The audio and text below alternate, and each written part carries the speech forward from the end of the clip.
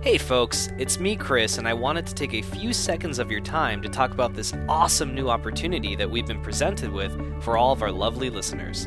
We can now offer you all a 1-month free trial from audible.com, allowing you full access to a vast library of audiobooks to choose from. As I mentioned earlier, the trial is completely free, and all you have to do is visit audibletrial.com/GHS and follow the instructions to sign up for a free membership today. We hope you guys enjoy Audible just as much as we do, and thanks for your time.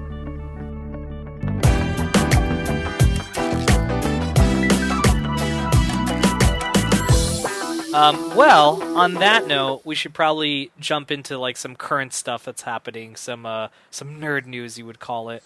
Yeah, this is a really interesting article that actually I stumbled upon moments before we started recording this, and Ad and I both agree this is fucking cool as shit.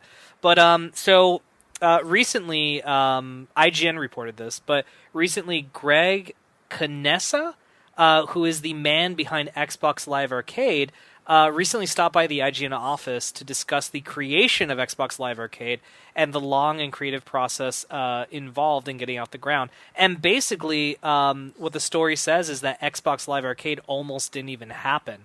And Canessa goes on to say it was not part of the plan for Xbox or Xbox 360 at all. That's kind of one of the lesser-known facts in the console space nowadays. When we think about it as the game service that we've come to know and love over the last 10 years or so, it was a project that came in very late in the planning cycle for Xbox 360, the very end of OG Xbox, and wasn't really supposed to happen and almost didn't happen. And then he goes on to say there were a lot of other things going on in the industry at the same time that created this perfect storm of opportunity that inspired the creation of Xbox Live Arcade. That's fucking crazy, dude. And then he goes on to say that they thought that it would just be cool. The challenge was really tough though, and that they would use various delivery methods and whatnot to get, like they said that they didn't want games to be so hard to get to people's hands, and that's basically where Xbox Live Arcade kind of happened. And that he said that once it became a fully integrated Xbox Live Arcade section in the dashboard, he knew that it would become successful. So that was, and then he pitched it to Xbox executives in late 2004, and they said, and he says they were more focused on voice chat and achievements, so they didn't really give a shit, but that they actually eventually equally as important stuff in hindsight. Yeah, most definitely. I mean, this seems more like a PS, but dude, I have to say, I'm very surprised this almost did happen because I really like Xbox Live Arcade. I remember, what was it? Dude, I remember I bought an Xbox in 2006, 10 years ago. Well, it'll be 10 years ago this December. I bought it a year after it came out, and dude, I remember I downloaded, what is this game called? It's a game where... Peggle. Uno. No, it was I did download Uno, and that game was fucking awesome. That was a lot of fun game. Yeah, except for the penises you would see on Xbox Live camera. Unfortunately. But no, it was another game that was basically you were killing a bunch of people, and it was like one of those twin stick shooters, and it was set in an alternate future where the world's population is so over. Metal Slug? No, I forgot the name of it, but it was an arcade only title. And they brought it to Xbox Live Arcade. And I remember I bought that, and I said, wow, I never thought in a million years I would be able to own this game at home. And then I remember I started thinking, God, I hope they add the X-Men arcade game that Konami made, or the Simpsons arcade game, or Teenage Mutant Ninja Turtles, the arcade game. And dude, they added all those. And I got so fucking excited. So I love Xbox Live Arcade. And actually, it's kind of a shame it's gone from Xbox One. I hope that's something that they eventually bring back.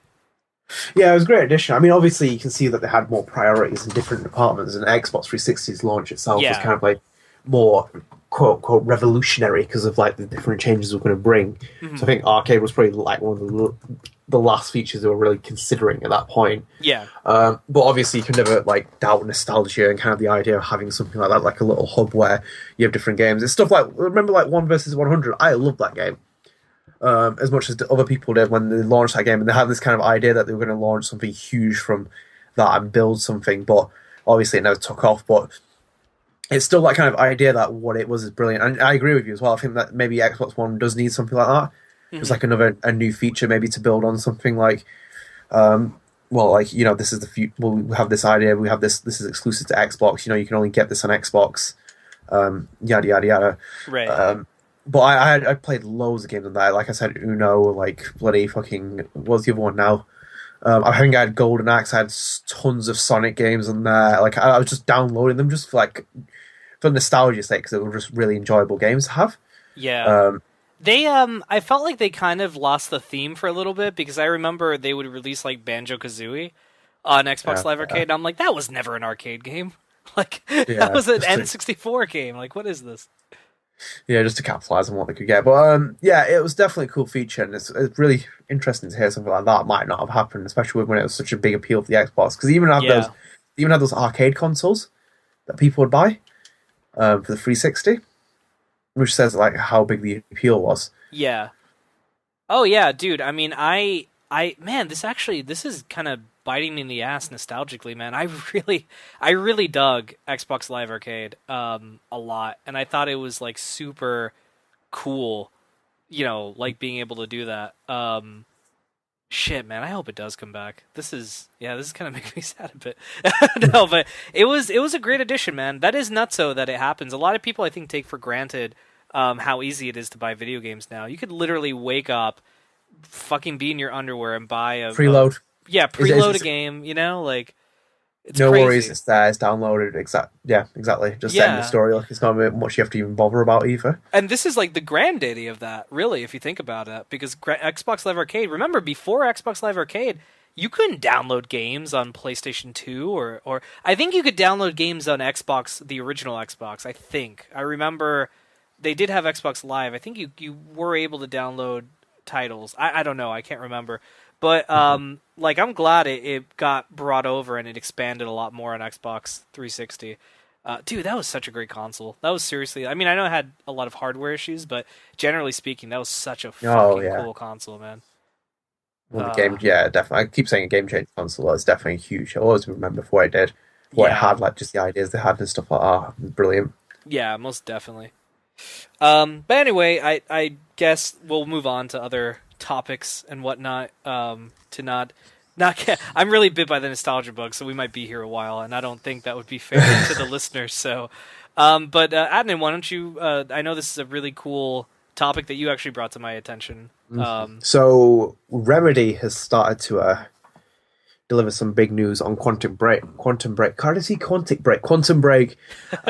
upcoming Xbox One exclusive. So on February 11th, they update their blog, and they basically announced pre-order bonuses for Quantum Break, which includes backwards compatible versions of Alan Wake, plus 2 DLCs and Alan Wake's American Nightmare, as well as Quantum Break for Windows 10. Also, a new live-action trailer was released for Quantum Break. They said, and I quote, "Today we have a lot to be excited about. First of all, we're proud to continue Remedy's 20-year journey of making games for PC by announcing the Windows 10 version of our latest blockbuster game, Quantum Break.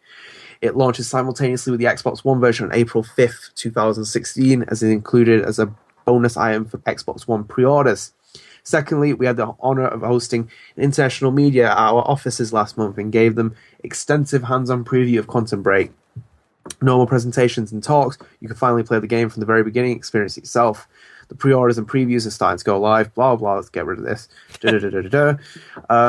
And also, in addition to that, they announced pre-order options to choose from, which includes a limited edition White Xbox bundle, 500GB console, and a Steelbook cover edition. And as if that wasn't enough, they launched the trailer, as I said, the Cemetery, and just add on that, just like little things here and there. It was dude, this is a huge announcement, my God. Like, Quantum Break is just like on unreal level now of like expectations. Like, they've just set themselves up now where like they are playing the cards now, and they oh yeah, it's gonna be...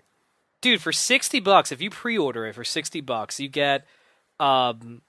you get the fucking every copy comes with Alan Wake and the 2 DLC packs. And what they mention, if you pre-order it, you also get American Nightmare, or no? I think that's not American true. Nightmares. Yeah, so if you pre-order, dude, that's amazing. You get all the, yeah. If you pre-order that, you get all that, man. You get the fucking Alan Wake core game, the 2 DLC packs, the American Nightmare, like Xbox Live Arcade game, and you get a brand new game all on Xbox One. And this is an exclusive, obviously, for Xbox One. And this comes out in April.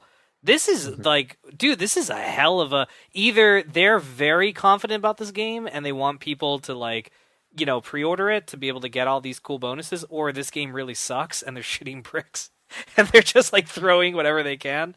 I'd like to be positive and say it's the former, but yeah, this is great, man. I'm still not entirely sold on the concept of having the TV show and the game, and like having to watch both to get the whole story. I think that's an interesting idea, but I'm not sure how I feel about that.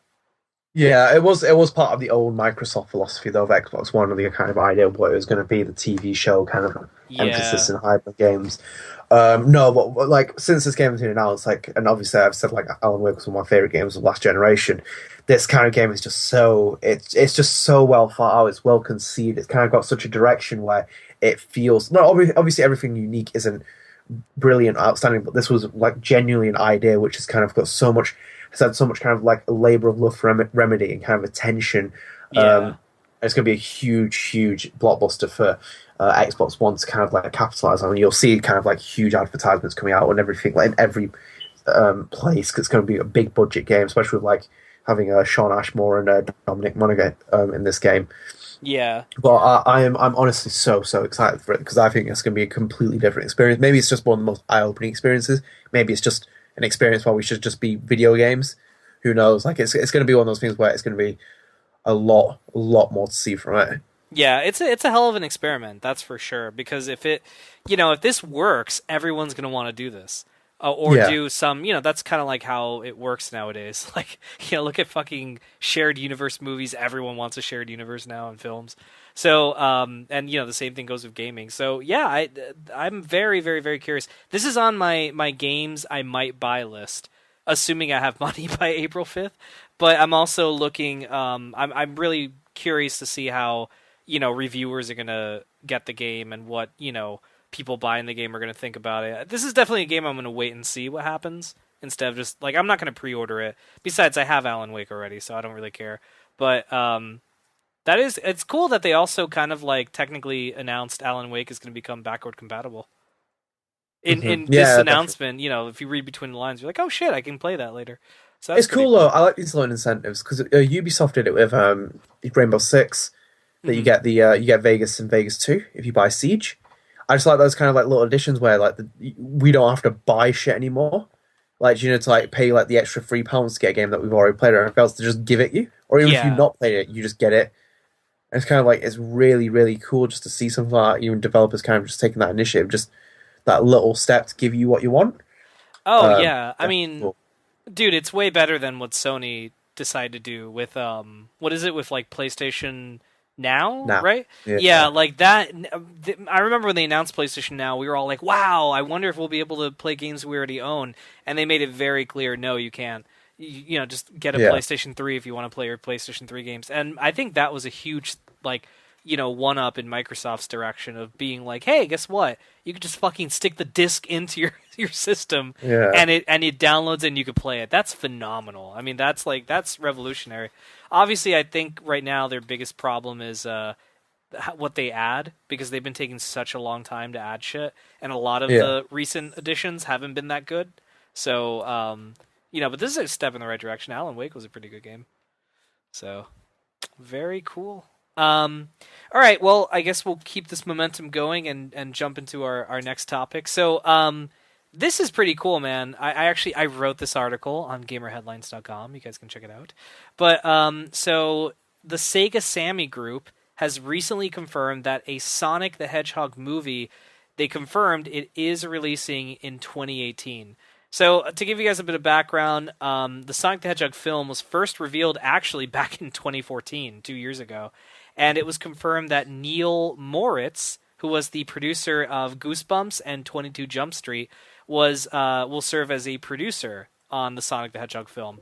And they also revealed that the movie is going to be it was going to be a live action animation hybrid, which I think is very interesting. Well, anyway, they announced not too long ago that the movie is going to come out in 2018. So during a recent interview, Hajime Satomi, I hope I didn't butcher that name, who is the Sega Sammy Holdings president and CEO, confirmed that the Sonic the Hedgehog film will see a release at some point in 2018, and he was quoted as saying, Sega Sammy Group is currently planning with Sony Pictures to create a live-action and animation hybrid Sonic the Hedgehog movie scheduled for release in 2018. Like with this CGI animation production, we would like to expand our business into other entertainment areas beyond what we are currently involved. So very interesting that there's kind of like two stories in this news entry, that they're also kind of trying to like expand out and whatnot. Because I know Sega has had a little bit of issues in the past couple of years. Like Sonic Boom on Wii bombed so hard.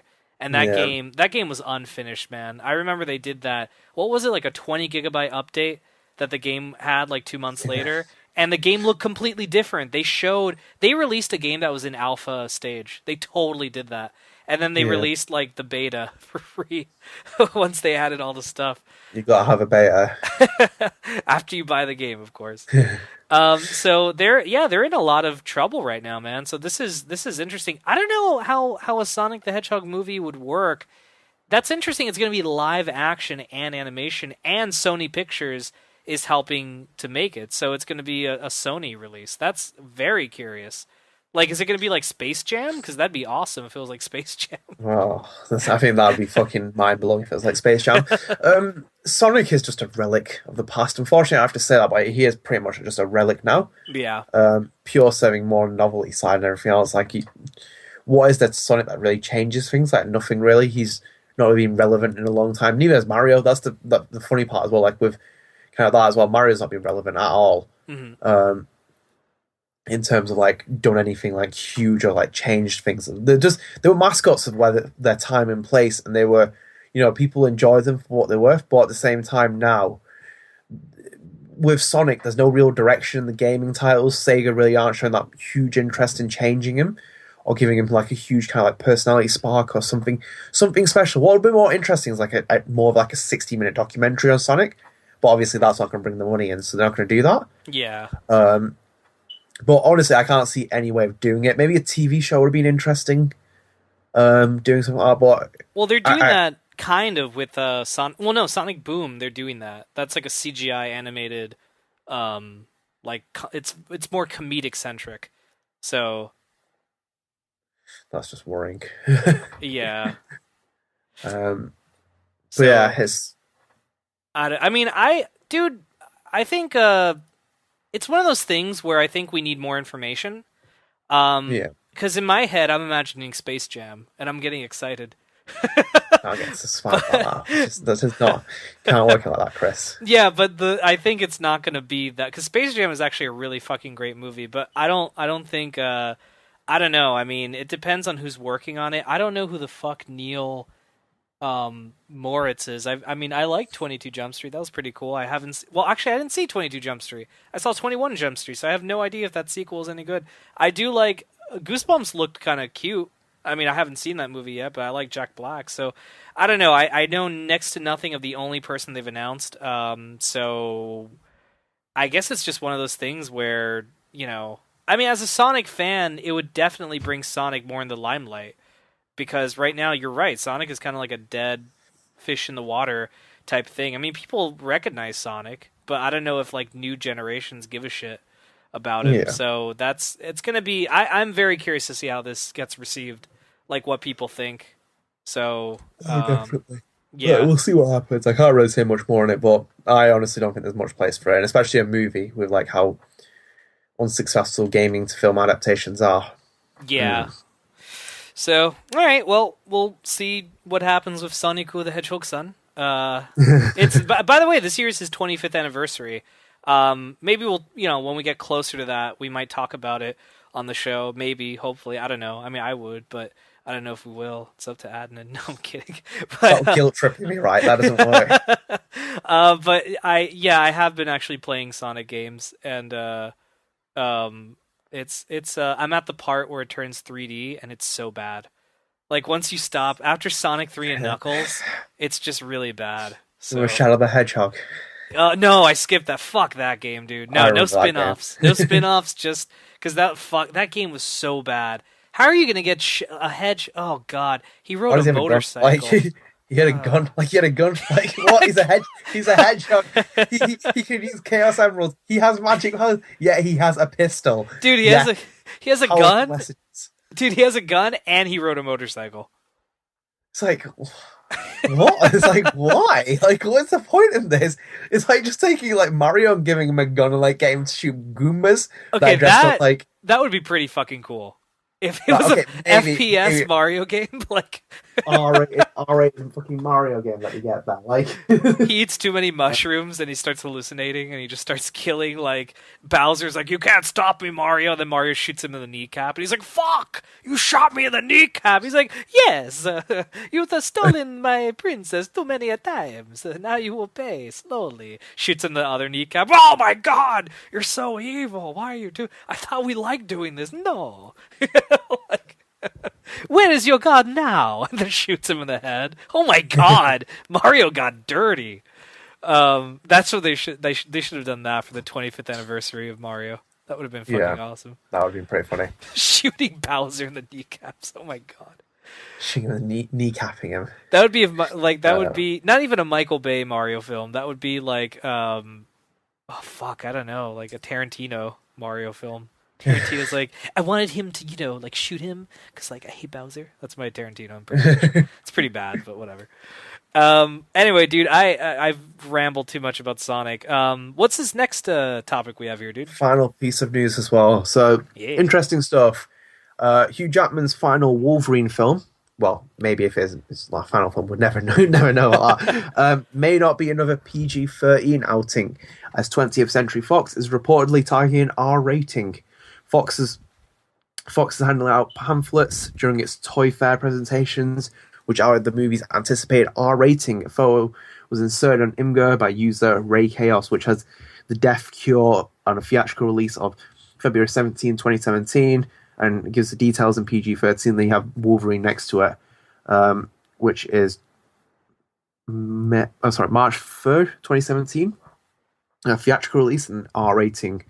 So while all 20th Century Fox's prior X-Men films have been rated PG-13, the studio recently found a great deal of success with its R-rated comic book flick, Deadpool, which had a record-breaking debut this weekend and the biggest opening day ever for an R-rated film. By the way, I'm going to be watching that next week, just to let you know. Yeah, I was able to watch it. Did you watch it? Yeah, I saw it.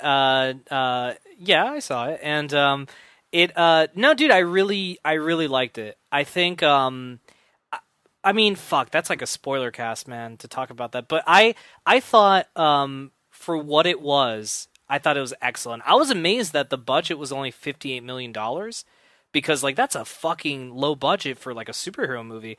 But, dude, it worked so well. It was so, like, perfect to the character. And actually, that's what I wanted to connect here. So, okay, I really hope Wolverine being rated R makes sense for the character. I think it does because he has claws, and I would assume with a rated R Wolverine movie, he would use said claws to dismember people. So we might actually, see him do.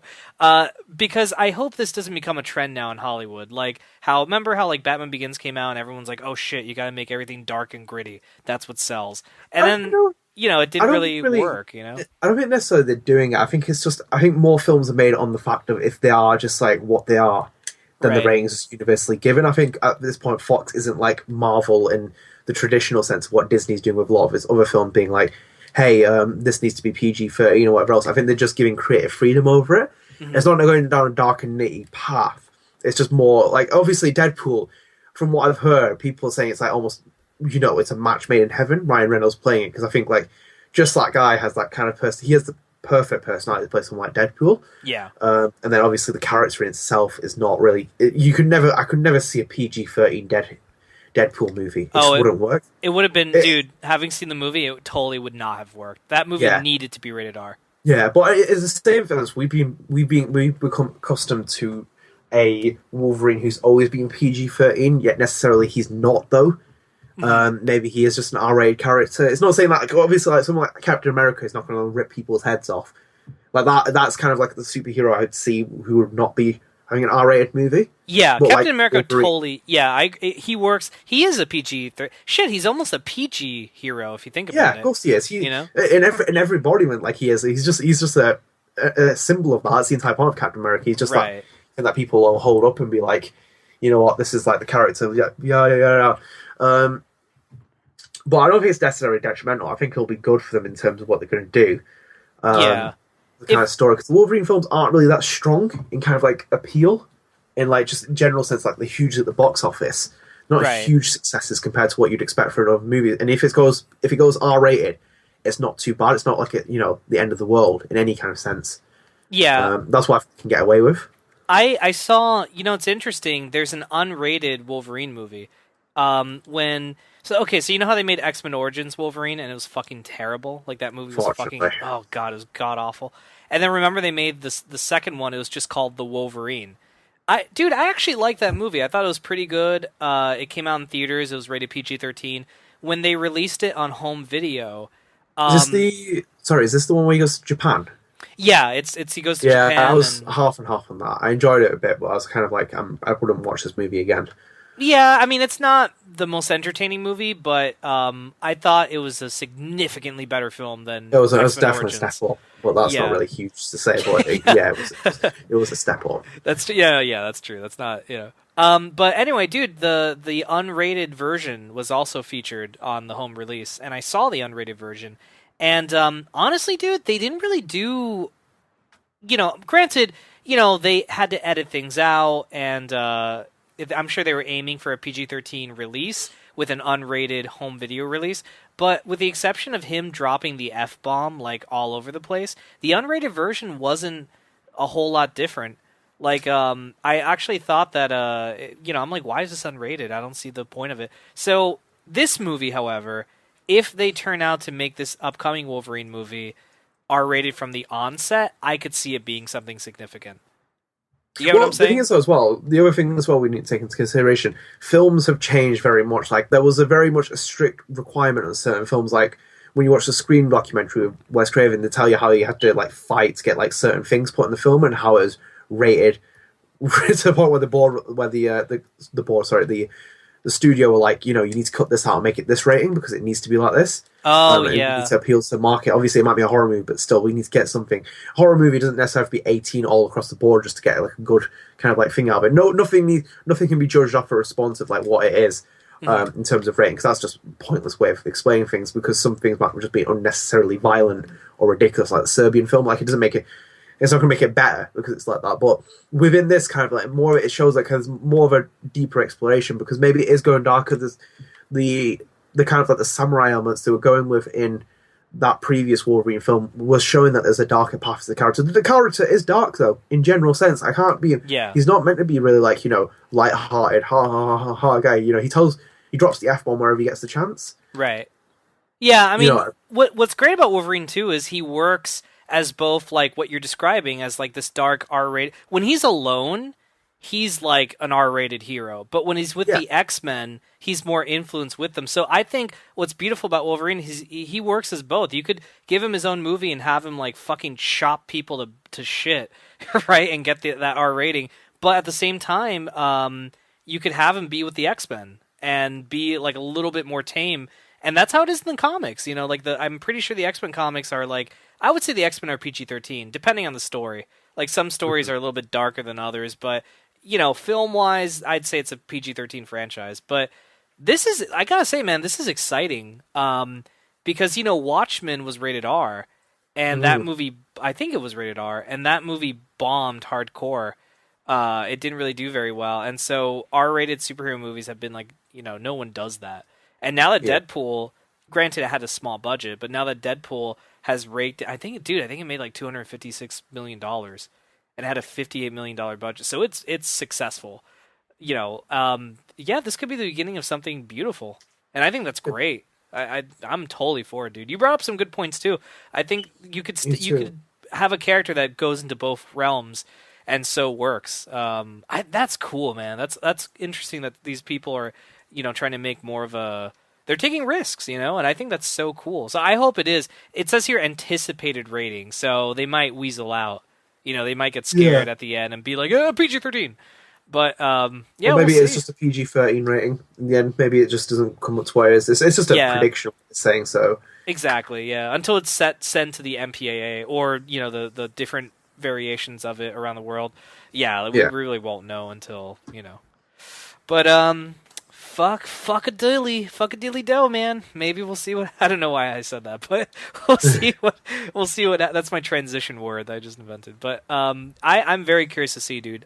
And man, I can't wait to see Deadpool, dude, because I would love to talk to you about that. It was can't wait. It was really good, man. Cast on it. Yeah, I would love that, man. That'd be so.